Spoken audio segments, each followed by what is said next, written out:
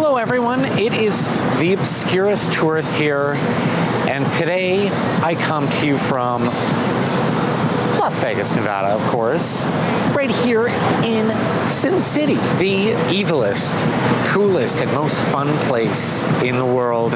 And if you've never been to Las Vegas before, there are a lot of things you need to know as a newbie.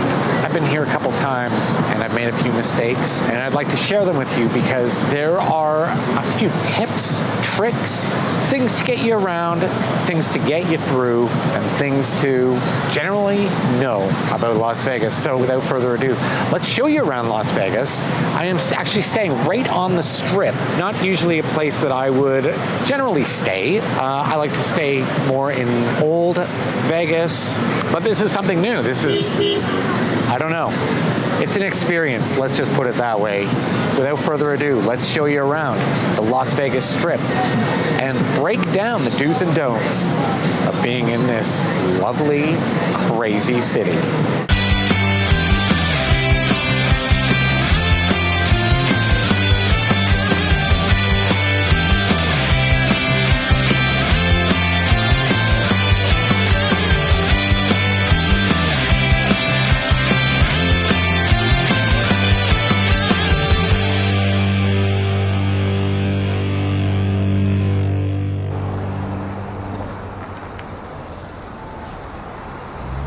Number 1, avoid weekends in Vegas.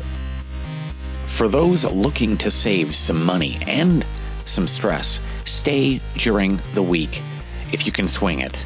It's pretty much a ghost town Monday to Thursday, so Vegas is all yours. Prices and people, however, go up exponentially once Friday hits. Affordability in the city between a Wednesday night and a Saturday night is literally like night and day. Nothing is as evident for this as the cost of hotels. For instance, a one-night stay in Excalibur on the Strip is just $29 throughout the week. However, that price balloons to $140 or more on the weekend. Number 2, beware resort fees. If you don't do a lot of traveling and consider all hotels equal, Las Vegas will certainly be an eye-opener for the first-time visitor. When it comes to booking hotels, one must be aware of the dreaded resort fee.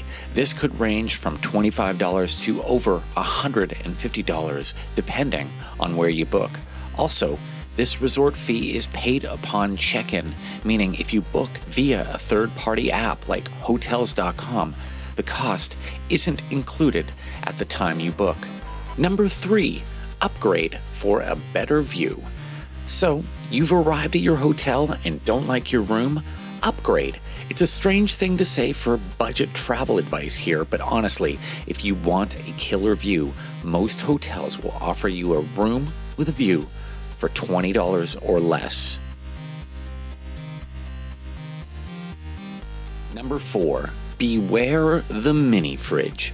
Though they have somewhat disappeared in most hotel and motel rooms across America, the mini fridge is alive and well in Las Vegas, and these mini fridges aren't like the ones from the past. These mini fridges have sensors inside of them to keep tabs on what comes out and what goes in, even if you haven't actually used anything on offer in said fridge. The moment you move anything, it is registered at the front desk, regardless of whether you've actually used the thing you moved. More importantly, don't put anything in the fridge. This also registers at the front desk, and you could be in for a shock upon checkout with a $50 fee levied for triggering a mini fridge sensor. Number 5, cheap off-strip liquor. If you are looking to have a few drinks in your room, make the effort to go off-strip to buy alcohol at a liquor store or even a corner store. It is exponentially cheaper than buying from a store on the Strip. As always, my number 1 piece of advice for travelers is effort equals savings. Explore and compare prices. Number 6, tip everyone. Las Vegas lives on tips, especially on the Strip. tipping is not a courtesy, but how people actually make a living here. When you're playing roulette or poker at a hotel casino and someone brings you free drinks, tip them. Or feel their wrath, because they will let you know you've messed up. Number 7, beware street performers. If you're staying on the Vegas Strip or even meandering down Fremont Street in Old Vegas, you will be hounded by street performers or Vegas street showgirls. It's as inevitable as death and taxes. Just be polite and say no thank you when approached. They are extremely charming, so it's easy to fall into a trap where you feel obligated to give them money. And if you've somehow been lulled into a conversation and don't give them money, well, they can be extremely rude. Number 8, beware the Strip's pedestrian bridges. The Las Vegas Strip is almost unlike any other place when it comes to intersections. Crosswalks and pedestrian signals are almost non-existent here. To minimize hassle for Vegas's drivers, pedestrian bridges have been erected at most intersections, meaning you'll have to walk up and down a lot of stairs. It's a lot of work, but it'll certainly help you work off all those Vegas buffets, so maybe it's not so bad. Number 9, utilize the free monorail. If walking ain't your thing, then perhaps you should be using the monorails. Yes, there are actually 2 monorails available to visitors on the Vegas Strip. There is the official Las Vegas monorail system that requires a fee of about $6 for one ride, while the other is a free monorail operated independently by the casinos they serve. Though the city monorail will take you to more places around the city, if you want to avoid walking on the southern part of the Strip, the independent monorail operates between 3 major hotels: Excalibur, Luxor, and Mandalay Bay. Number 10, get off the Strip. If locals avoid it, then you should avoid it. There is so much to see in Las Vegas, but tourists become prisoners to the Vegas Strip's flashing lights and excess. Instead, go to Old Vegas, visit the amazing Neon Museum or even the Pinball Hall of Fame, or fill up on nature by visiting Red Rock Canyon or Valley of Fire State Park.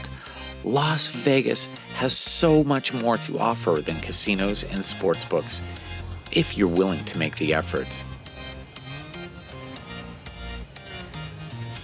Well, that is it for me here in Las Vegas. An entire week spent here, and I don't know if you can tell, but I am totally spent, totally exhausted. I feel like my soul was stolen at some point. I've never heard of anyone staying over a couple days, maybe 3 at most, but an entire week, I don't know if I'd recommend it. It is just, it's a bit much. I feel like I haven't had quiet in so long, and I am so excited to get on that plane and get back to Toronto. For now, it is the Obscurist Tourist saying so long, stay safe, stay beautiful, and until our next adventure, see you later.